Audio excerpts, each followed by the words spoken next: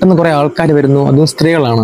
ഒരു വികൃത വേഷം എന്ന് വെച്ചാൽ ഒരു കറുത്ത ഹൈറ്റുള്ള സ്ത്രീകള് ഒന്ന് കഴുത്ത് ഞെക്കെയാണ്, മൂക്ക് പിടിക്കാണ്, ചെവി പിടിക്കാണ്, തലയിൽ പിടിക്കാണ്. ഒന്നും ചെയ്യാൻ പറ്റുന്നില്ല, ഒന്നും ചെയ്യാൻ പറ്റാത്ത അവസ്ഥയാണ്.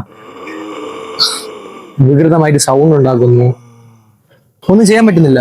ആ ഒരു അവസ്ഥയിൽ ഒന്നും ചെയ്യാൻ പറ്റിയില്ല. നന്നായിട്ട് പേടിച്ചു, മരിച്ചു പോയി എന്നൊക്കെ വിചാരിച്ചു.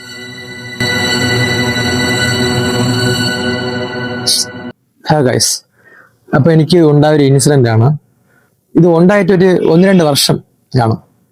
അപ്പോ ഞാൻ ഒരു ദിവസം ഇങ്ങനെ കിടക്കായിരുന്നു, ഉറങ്ങി. ഒരു 12 മണിയായി കാണും.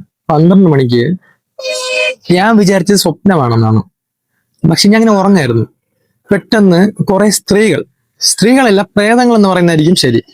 കുറെ പ്രേതങ്ങൾ, ഒരു കറുത്ത പ്രേതങ്ങൾ, രാവി പോലത്തെ അങ്ങനെ ഒന്ന് കഴുത്തി പിടിച്ചു, മൂക്കി പിടിക്കുന്നു, നെഞ്ചി കയറിയിരിക്കുന്നു, നെഞ്ചിൽ ഇടിക്കുന്നു.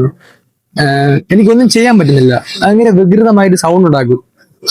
അങ്ങനെ സൗണ്ട് ഉണ്ടാക്കി. ഞാൻ വിചാരിച്ചു ഞാൻ മരിച്ചെന്നാണ് വിചാരിച്ച് മുകളിലൂടെ എത്തി. ഇത് വേറെ റിയാലിറ്റി ആണ് എന്നാണ് വിചാരിച്ചത്. എനിക്ക് എണീക്കാൻ പറ്റുന്നില്ലായിരുന്നു. മീൻസ് ഞാൻ അവിടെ വേറെയും വിചാരിച്ചേട്ടോ, വേറെ എന്തെങ്കിലും ഞാൻ തലകറങ്ങി വീണോ അങ്ങനെയും വിചാരിച്ചു. എനിക്ക് അറിയില്ല ഇതെന്താണെന്ന് അറിയില്ല. അപ്പൊ എന്ത് ചെയ്ത് അടുത്ത ദിവസം എന്റെ ഒരു ചേട്ടൻ്റെ അടുത്ത് കാര്യം പറഞ്ഞു ഇങ്ങനെയാണെന്ന്. അപ്പൊ അവനും കൂടുതൽ കാര്യങ്ങൾ അറിയില്ല ഇതിനെക്കുറിച്ച്. ഞാൻ പറഞ്ഞു ഇങ്ങനെ ഉണ്ടായി. അത് കഴിഞ്ഞ് ഞാൻ എണീറ്റു. 12 മണിക്കാണ് ഇത് വന്നത്. കാരണം അത് കഴിഞ്ഞ് എനിക്ക് എണീക്കാൻ പറ്റി. 5 മിനിറ്റ് കഴിഞ്ഞ് ഞാൻ മരിച്ചെന്ന് വിചാരിച്ചു. 5 മിനിറ്റ് കഴിഞ്ഞ് ഞാൻ എണീറ്റു. ഫോൺ നോക്കിയപ്പം 12:05 അവനും കൂടുതൽ അറിയില്ല. അപ്പൊ അവൻ പറഞ്ഞു നമുക്കൊരു ഡോക്ടറിന്റെ പോവാം എന്ന് പറഞ്ഞുകൊണ്ട് നമുക്ക് അറിഞ്ഞ ഒരു ഡോക്ടർ ഉണ്ടായിരുന്നു. അപ്പം പുള്ളിക്കാരന്റെ ഫ്രണ്ടാണ്. അപ്പം ജസ്റ്റ് ഇപ്പൊ ചോദിച്ചു കാര്യങ്ങൾ, ഇതിനെക്കുറിച്ച് പറഞ്ഞു. ഇത് കൺസൾട്ടേഷൻ അല്ല, എനിക്ക് കുഴപ്പമൊന്നുമില്ല, ഇങ്ങനെ ഉണ്ടായി. അപ്പോഴാണ് അറിയാൻ സാധിച്ചത് ഇത് സ്ലീപ്പ് പാരാലിസിസ് ആണ്. അപ്പൊ ഇത് 10-6 പേർക്ക് ഇത് വന്നിട്ടുണ്ട്. അപ്പൊ ഇത് പേടിക്കാനൊന്നുമില്ല, അങ്ങനത്തെ കാര്യങ്ങൾ അപ്പോഴാണ് മനസ്സിലായത്. അപ്പൊ അതിനുശേഷം എനിക്ക് പേടിയാണ് കേട്ടോ. മീൻസ് ഇത് വീണ്ടും വരുമോ എന്ന പേടിയായിരുന്നു.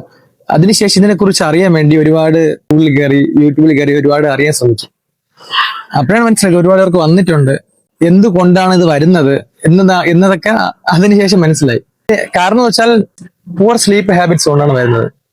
എന്ന് വെച്ചാൽ ഒരു റെഗുലർ ആയിട്ടുള്ള ഒരു സ്ലീപ്പിംഗ് ടൈം ഇല്ല. എന്ന് വെച്ചാൽ ആ സമയത്ത് ഞാൻ ഉറങ്ങാൻ കിടന്നത് 2 മണിക്കാണ്.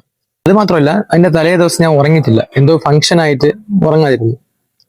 അപ്പം പൂർ സ്ലീപ്പ് ഹാബിറ്റ്സ് കൊണ്ടാണ് മെയിൻലി വരുന്നത്. അതുപോലെ ഇങ്ങനെ ഉറക്കക്കുറവ് കാരണം വരും. അപ്പൊ ഇന്ന് ഉറങ്ങിയില്ല, നാളെ ഉറങ്ങുകയാണ്, ഫുൾ ടൈം ഇങ്ങനെ ഫോണും നോക്കി മൂവിയും കണ്ടിരിക്കുമല്ലേ, അവരിൽ ഇത് കാണാൻ സാധ്യത കൂടുതലാണ്. അപ്പോ ഇതിന്റെ മെയിൻ പ്രശ്നം ഇതാണ്. അത് രണ്ടാമതെന്ന് വെച്ചാൽ റൂമിൽ വെന്റിലേഷൻ കുറവാണെങ്കിലും വരുമെന്നാണ് അറിഞ്ഞത്.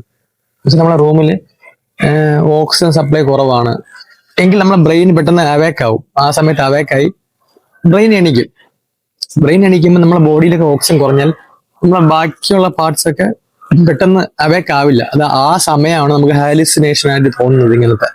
അപ്പൊ പിന്നെ വേറൊരു കേസ് എന്ന് വെച്ചാൽ ഞാൻ ആ സമയത്ത് പഴയ എന്റെ ഫാമിലി തന്നെ പഴയ മരിച്ചുപോയ ആൾക്കാരൊക്കെ കണ്ടു കേട്ടോ. അവരൊക്കെ ഇങ്ങനെ സൈഡിൽ ഇരിക്കായിരുന്നു. കാരണം എന്ന് വെച്ചാൽ ഞാൻ ഇങ്ങനെ ലെഫ്റ്റ് തിരിഞ്ഞാണ് കിടന്നത്.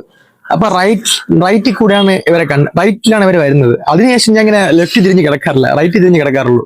കാരണം ഇതിന്റെ ബാക്കിൽ ചുവര്, ആ ഒരു വാക്കേ ഞാൻ കിടക്കാറുള്ളൂ. എന്തായാലും നന്നായി പേടിച്ചു. മീൻസ് എനിക്ക് ആദ്യത്തെ ഒരു ഇൻസിഡന്റ് ആയിരുന്നു. എനിക്കതിനെ കുറിച്ച് എങ്ങനെ പറയണമെന്നറിയില്ല.